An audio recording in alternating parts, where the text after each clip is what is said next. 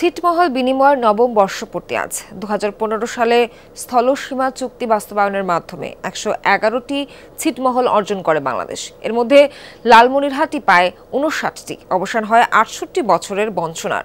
মুক্তির স্বাদ পায় ছিট বাসিন্দারা। স্বাস্থ্য, শিক্ষা ও যোগাযোগ ব্যবস্থার নানা উন্নয়নে তাদের জীবন বদলে যেতে থাকে। স্যান্ডেলিনা সো, রূপচর্চায় আভিজাত্য।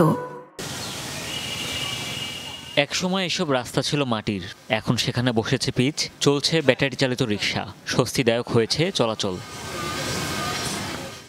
ঘরে ঘরে এখন বিদ্যুৎ, চারপাশে উন্নয়নের ছোঁয়া, নির্মাণ হয়েছে শিক্ষা প্রতিষ্ঠান সহ নানা স্থাপনা, সাথে দিন বদলের গল্প। এসব দৃশ্য লালমনিরহাটের বিলুপ্ত ছিটমহলের। আমরা তো আগে ছিটমহল বাসিন্দা ছিলাম।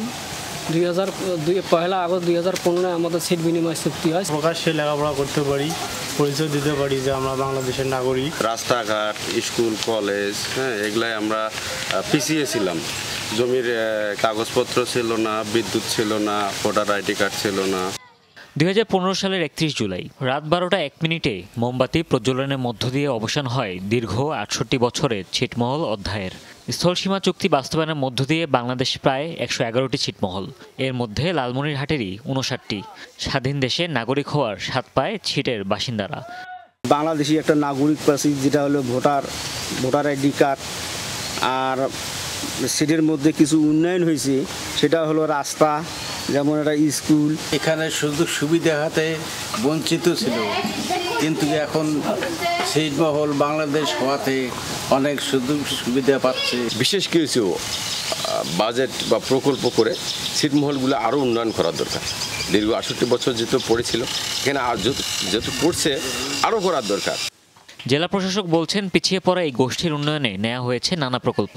বিদ্যালয়, কমিউনিটি ক্লিনিক, আশ্রয়ণ প্রকল্প, বিদ্যুৎ সংযোগ থেকে যোগাযোগ ব্যবস্থার উন্নয়ন করা হয়েছে সবই। ছিটমহলগুলিকে একেবারেই আধুনিক করার জন্য যে ধরনের প্রকল্প গ্রহণ করা দরকার, তার যাবতীয় প্রকল্প ইতিমধ্যে সরকার গ্রহণ করেছে। তাদের জীবনমান উন্নয়নের জন্য সর্বাত্মক প্রচেষ্টাই চলমান রয়েছে।